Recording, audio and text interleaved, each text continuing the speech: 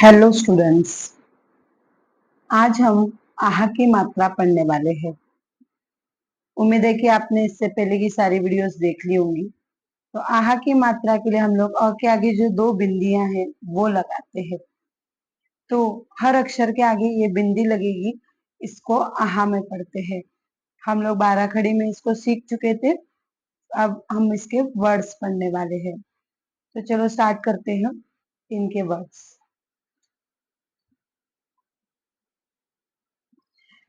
ये प्र है, इसको कैसे पढ़ना है ये हम बाद में पढ़े सीखेंगे। इसकी वीडियो भी अलग से आएगी। फिलहाल आप इतना ही समझे कि ये प्र पढ़ा जाएगा। ये जो प में इस तरफ से जो डंडी बनी है इसको र पढ़ते हैं, तो ये प्र हो गया। आ की मात्रा प्रा, त और त के आगे दो बिंदियां लग गई, ये आ की मात्रा तह, प्रातः। प्रातः का मतलब होता है मॉर्निंग। आज से हम इंग्लिश भी मीनिंग्स और हिंदी भी लिखेंगे ताकि आप लोगों के लिए इजी हो। और हिंदी में से सुबह कहते हैं। नेक्स्ट वर्ड है द में ऊ की मात्रा और आहा की मात्रा। ऊ की मात्रा लगी तो दू हो गया, आहा की मात्रा में दुह और ख, दुख।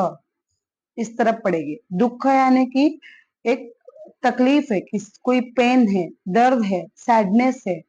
बहुत सारे वर्ड आते हैं इंग्लिश में, हम दो चार लिख लेते हैं। सैडनेस है, अनईज है, ठीक है। और हिंदी में भी इसको दुखी कहते हैं, लेकिन आहा की मात्रा नहीं लगती है हिंदी में। उसके बाद अगला वर्ड लेते हैं न, और म में आहा की मात्रा मह, नमः। नमः ये क्या है? सैल्यूटेशन एक,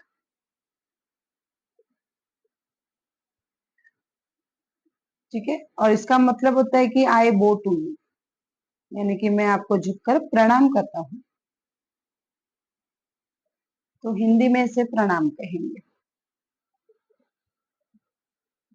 इसे नमस्ते भी कह सकते हैं। नेक्स्ट वर्ड लेते हैं, ये स आधा है, व जोड़ेंगे तो ये स्व हो गया। इस पर भी अलग वीडियो बनेंगे कि वर्ड जोड़ते कैसे है। फिलहाल पढ़ना सीखेंगे। स आधा और व जुड़कर स्व बनता है, और त में आह की मात्रा तह, स्वतः। स्वतः यानी कि खुद। इंग्लिश में सेल्फ कहते हैं, हिंदी में से खुद कहेंगे। उसके बाद नेक्स्ट वर्ड लेते हैं, ये प्र अभी जैसे हमने प्रातः में लिखा था वैसे ये प्र इधर भी लिखा है। आ की मात्रा प्रा, य में आहा की मात्रा यह, प्रायः।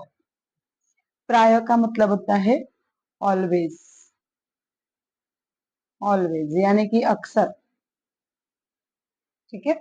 यानी ज्यादातर बार ऐसा ही होता है। उसके बाद नेक्स्ट वर्ड लेते हैं, क में ये र लगा हुआ है जो टेढ़ा है पैर इसका, तो इसको क्र पड़ेगे। म श में आहा की मात्रा शाह, क्रमशः। क्रमशः यानी कि इंग्लिश में जिसको हम लोग रिस्पेक्टिवली कहते हैं, यानी इसके बाद ये, इसके बाद ये, ठीक है।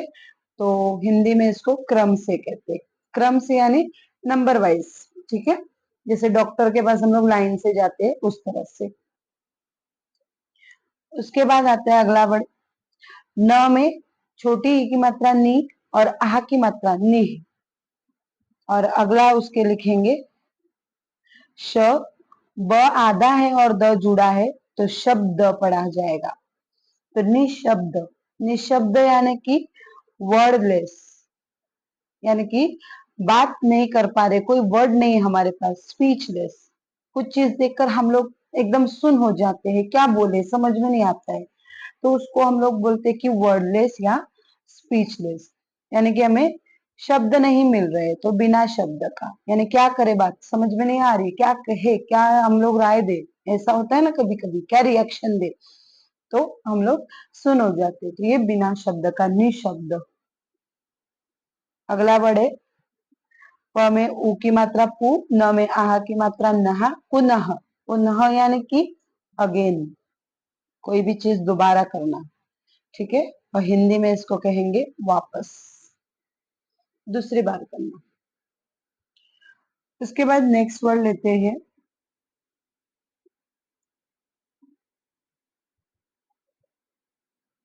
न में छोटी ई की मात्रा नी, आहा की मात्रा नी, स पे अन की मात्रा सन, द में ए की मात्रा दे, ह संदेह, निसंदेह, निसंदेह यानी कि नो डाउट। ठीक है, संदेह यानी कि डाउट, और नी लग यानी कि नहीं है, तो नो डाउट। ठीक है, यानी कि शक नहीं है या बिना शक का, किसी शक की गुंजाइश नहीं है, बिना शक के। ठीक है, कोई डाउट नहीं है। इसके बाद अगला वर्ड लेते हैं। न में छोटी ई की मात्रा और आहा की मात्रा निह। स आधा है, व जुड़ा है स्व, आ की मात्रा लगी तो वा, और ये थ के ऊपर जो ऐसे आधी सी टोपी लगी है, इसको भी र में ही पढ़ते हैं। इसका र पहले पढ़ा जाएगा और ये अक्षर बाद में पढ़ा जाएगा, तो इसलिए स्वार्थ, र पहले आया थ बाद में आया, तो स्वार्थ। इस पर भी वीडियो बनेगी आने वाले दिनों में। तो निस्वार्थ, स्वार्थ यानी कि सेल्फिशनेस होती है। ठीक है, और निस्वार्थ यानी कि सेल्फिशनेस नहीं है। ठीक है, तो इसको हम लोग कहते हैं सेल्फलेस या फिर अनसेल्फिश। यानी कि इसका हिंदी में क्या कहेंगे, जो स्वार्थी न हो, यानी जिसे कोई स्वार्थ नहीं है, कोई अपेक्षा नहीं है, उसे कहते हैं निस्वार्थ। नेक्स्ट वर्ड लेते हैं। म में छोटे ऊ की मात्रा मु, ख इधर भी आधा है, य जुड़ा है मुख्य, त में आहा की मात्रा तहा, मुख्यतः, मुख्यतः यानी कि मेनली, इंग्लिश में कहेंगे मेनली। ठीक है, मेन यानी कि इम्पोर्टेंट बात यह है कि मेन पॉइंट बात यह है, अहम बात। ठीक है, मुद्दे की बात उसको अगला वर्ड है अंततः। अंत, त में आहा की मात्रा तहा, अंततः।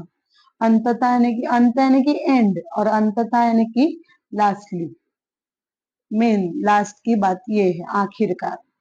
सबसे एंड में क्या हुआ, तो ऐसे लास्टली, अंततः, हिंदी में कहेंगे आखिरकार। म में बड़े ऊ की मात्रा मु, ल, त में आहा की मात्रा तहा, मूलतः। मूलतः यानी मूल यानी कि बेसिकली, बेसिक। ठीक है, मूल यानी बेसिक होता है, तो मूलतः यानी कि बेसिकली, यानी कि बेस पॉइंट पे बात कहे तो ये, तो हिंदी में कहेंगे मूल रूप से।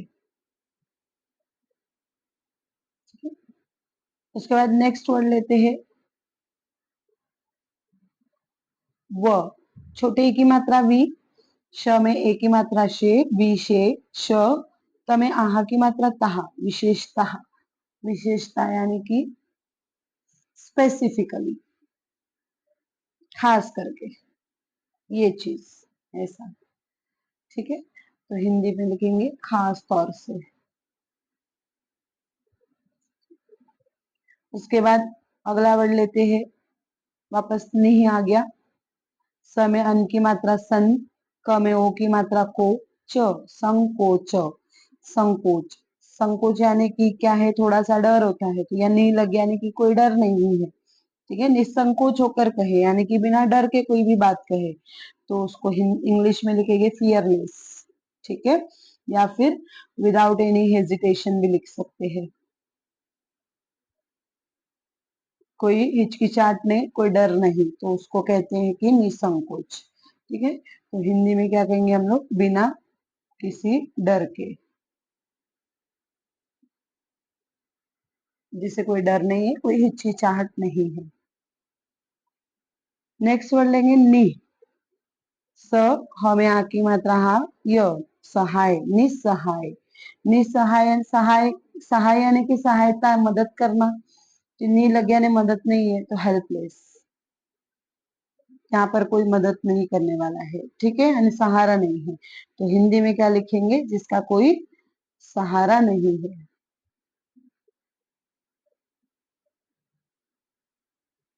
तो उसे निसहाय कहते हैं। जिसका कोई सहारा नहीं होता है उसे निसहाय कहा जाता है। अभी द में उ की मात्रा और आहा की मात्रा दुह, श में आ की मात्रा शा, स न, शासन, दुशासन। ठीक है। दुशासन, शासन यानी कि रूल करना, और दु लग गया यानी कि मुश्किल हो गया रूल करना, तो यानी कि हार्ड टू रूल। ठीक है, यानी कि बुरा शासन। कोई कोई राजे होते थे ना, बुरे होते थे, राजे अच्छे नहीं होते थे, तो उस तरह से बुरा शासन, दुशासन, सरकार अच्छी नहीं है इसका मतलब होता है, तो उसको दुशासन कहा जाता है। नि, श में ऊ की मात्रा शु, ल आधा है और क में जुड़ा है, तो निशुल्क। शुल्क यानी कि पैसे, कीमत, और निशुल्क यानी कीमत नहीं है, यानी कि वो फिर फ्री में हो जाती है वो चीज। ठीक है, तो उसको बोलते हैं मुफ्त, या मुफ्त में कोई भी चीज निःशुल्क मिल रही है यानी कि फ्री मिल रही है। ठीक है, तो इतने वर्ड्स मैंने आहा की मात्रा के लिए लिए हैं। आगे और वर्ड्स पढ़ेंगे, फिर कभी नई वीडियो में और सीखेंगे, तो इनको ही प्रैक्टिस करें। फिलहाल पढ़ना लिखना सीखिए, और मेरे चैनल पर नए हैं तो सब्सक्राइब करें, ताकि आने वाली सभी वीडियो देख सके और मराठी सीखना आपके लिए आसान हो सके। वीडियो पसंद आई हो तो लाइक जरूर करें, फ्रेंड्स के साथ शेयर भी करें। Thank you.